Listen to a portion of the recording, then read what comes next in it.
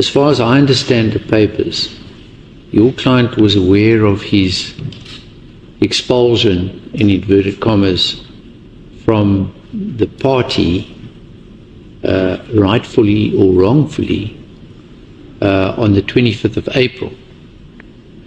I don't see anything in the papers, unless you can direct me to that in the papers, as to what steps your client has taken in connection with addressing his allegation that that expulsion was unlawful.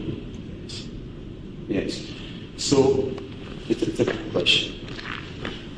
The question of whether his expulsion is lawful or not, you can accept his information before you watch. No, I understand that, but it is a factor which a court,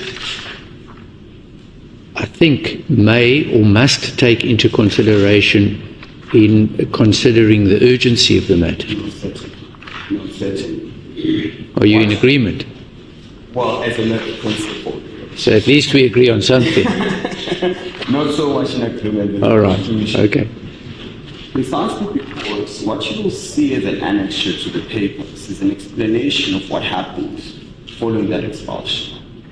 My client says, I tried to reach out to Mr. Zuma to have a discussion about why and on what basis is expelling. That's what he says. He gives a media interview with one, Mr. Pamata Borge, where he says, I am trying to resolve the issue internally with Mr. Zuma. I've been seeking a meeting with Mr. Zuma. I'm awaiting that before I take any action. Because you understand that if there was a Rule 41A, for example, the idea behind mediation, do not burden the courts unnecessarily when you've got a tenor remedy. He says, that's what I seek to do.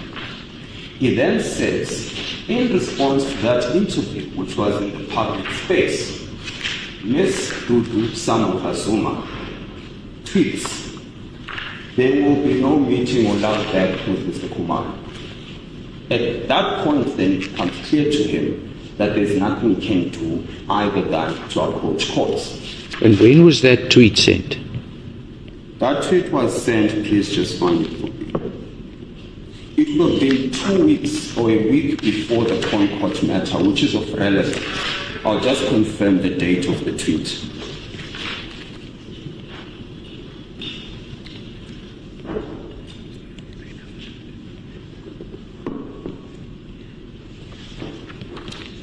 It's JK5.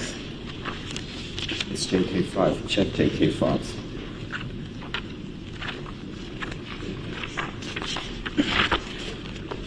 I'll confirm it for you just momentarily, Your Lordship, but it would be JK5. And that was a couple of days before the Constitutional Court matter, which Mr. Khumalo wanted to involve himself in as well, as means of trying to resolve the issue with Mr. Zuma. I'll confirm the date momentarily. Perhaps it's of moment. I should be doing it now. But the claim is at paginated 58.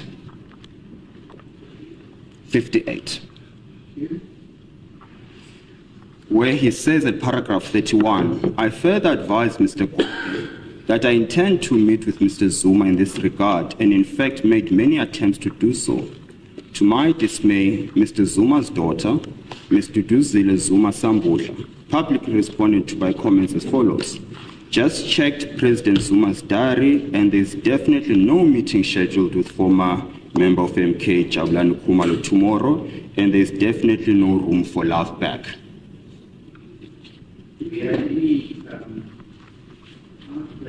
for that? I beg your pardon. Do we have any time frame for that, when that happened? That is what I'm asking client to just, or rather my junior,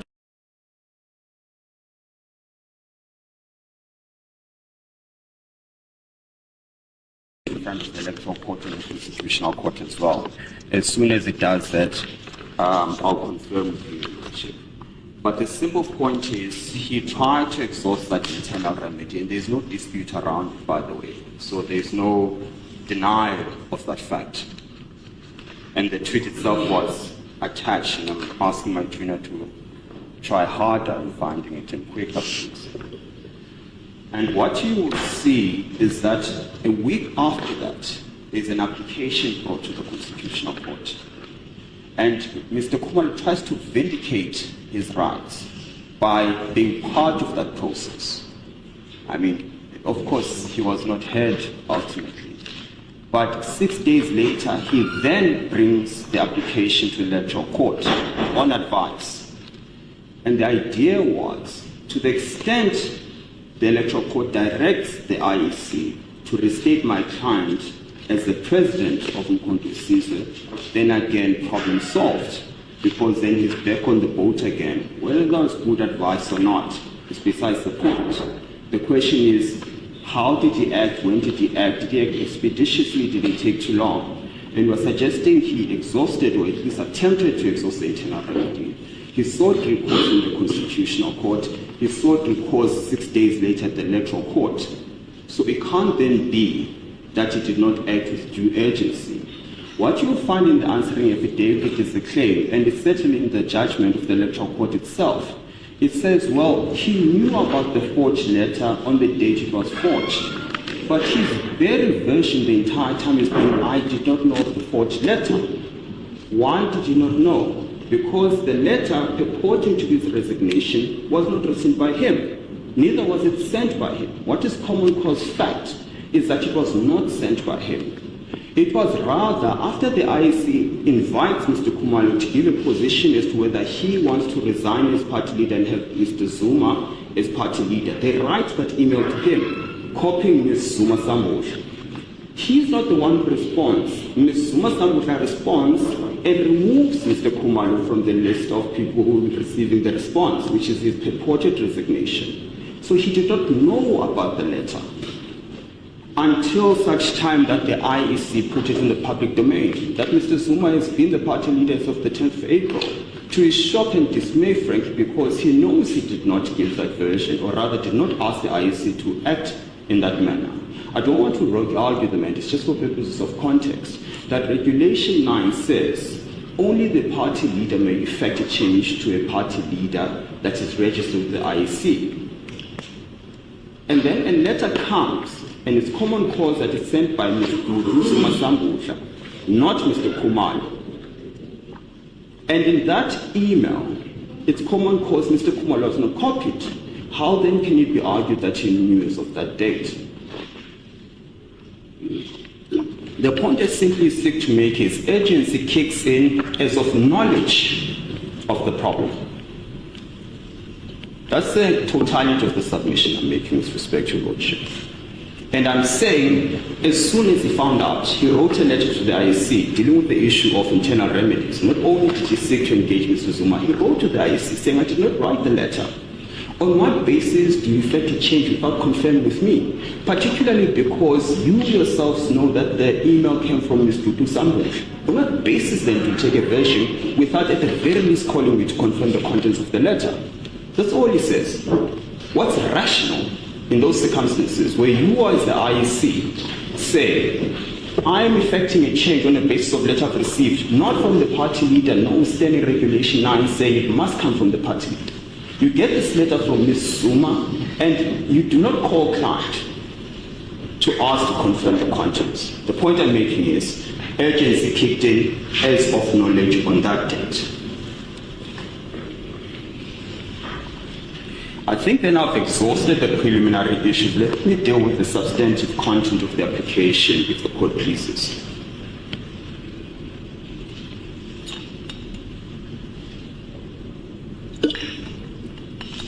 What you'll find in the founding affidavit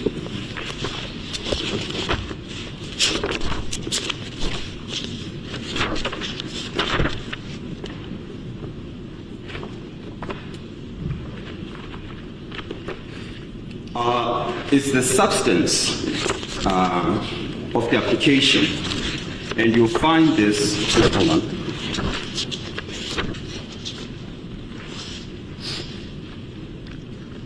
The basis for he is claiming that I've got a prima facie right, and I think that's an important point to make, because what the Lordship does not have to find is whether the right in fact and in law exists. That's not your determination to make, it's the determination perhaps for Part B.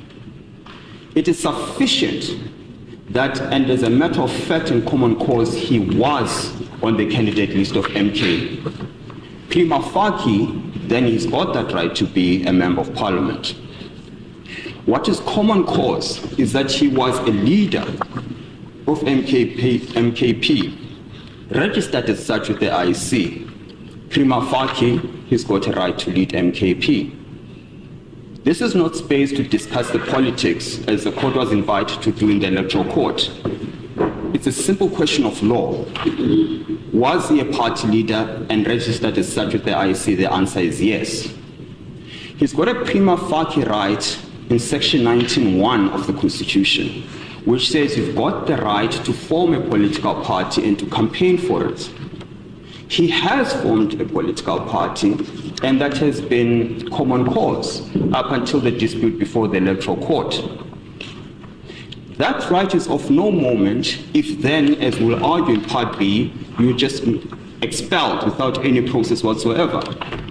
So prima facie has got that right and it's being violated by Umkhonto weSizwe by expelling him without due process. So if you accept those rights, prima facie, then I submit it has established the first requirement of prima facie right.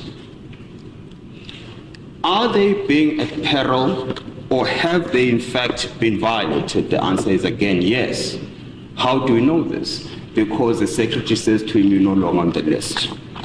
So it's not even an apprehension of harm, it's one that has materialized. Secondly, he cannot campaign and act as a member of Umkhonto weSizwe as per section 19 because he's been expelled. Now there's this misnomer and misdiagnosis of issues by arguing that Ramagata is of effect and therefore it doesn't have standing before your lordship. Ramagata deals with an issue of a party failing to comply with its internal processes constitutionally. That's what Ramagata is about. That is Part B of this application. So if I am lax and I do not make that argument in Part B, of course, then I must fail. But what he's dealing with here is not a challenge to the processes of Umkhonto weSizwe in expelling him and having him removed. That's not the determination before your lordship. That is a Part B issue. All I need to show you is that he's got this prima facie right. Has it been violated? Yes, it has. In that he's no longer on the list. And he's saying it's not a right in a vacuum, it's of substance. The first sitting of Parliament is going to elect the leaders of two branches of government tomorrow. They want to elect the president, they're going to elect the speaker. Surely, representing its constituency, he must be allowed to exercise his right in making that determination and voting. That's the immediate peril. So I've established the actual harm, and I'm also establishing that if he's not in the sitting tomorrow, he will not be able to exercise that right, and he can never remedy it at whatever point. And no amount of damages, whatever they may be, can undo that harm, because his constituency will not be represented in Parliament. Which then takes me to the crux of what this really is about, I submit, which is a balance of convenience question. Having regard to the submissions I've made, what is the balance of convenience? Who does it favor? I say with respect my client, Mr. Khumalo, because him sitting in Parliament tomorrow will be him representing his constituency. What potential harm is there for MK if he sits there? Forget the politics, forget the personal issues between Mr. Zuma and Mr. Khumalo, which I submit is the actual reason he's being removed. It has nothing to do with anything else. And I'm saying, what harm is there if Mr. Khumalo, who by the way is number one on that list, well, at least ought to be, because we know the Concord found that Mr. Zuma is not eligible to be a member of Parliament. Mr. Khumalo was number 2.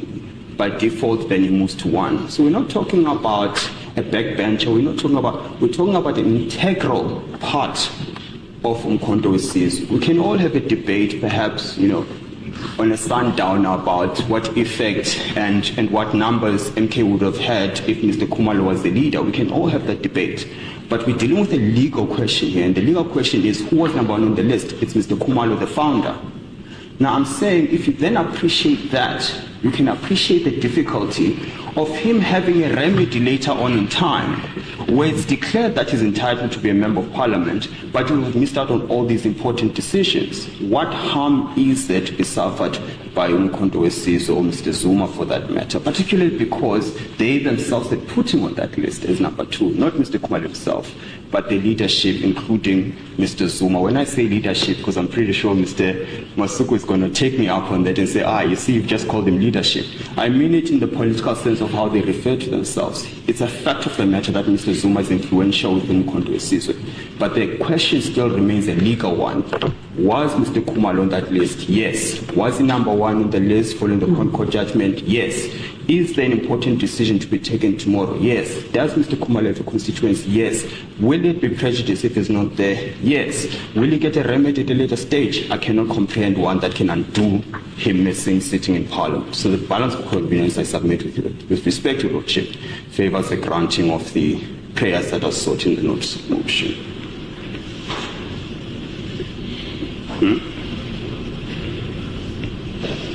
Well, I'm told to say there's no alternative remedy. Well, it's not one that is substantial. I mean, there could be a remedy, theoretically speaking, but the question is it substantial? Is it one that puts him in the same position would have been but for the decision of the Secretary of Parliament and Mr. Jabulani, whoever it may be? And the answer is no, you can't remedy that in due course. Unless your Lordship has got questions for me, that'll be the sum total of my submissions.